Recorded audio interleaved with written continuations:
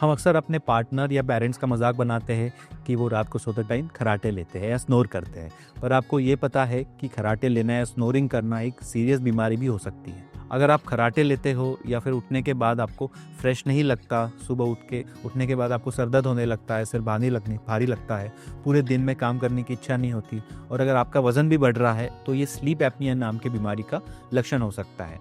ये एक ऐसी बीमारी है जो आके जाके आपको हाइपरटेंशन, डायबिटीज़ या फिर स्ट्रोक होने का रिस्क भी बहुत बढ़ा सकती है। तो अगर आप खर्राटे लेते हैं, स्नोरिंग लेते हैं, तो उसके लाइटली मत लीजिए, तुरंत एक न्यूरो फिजिशियन की सलाह लीजिए।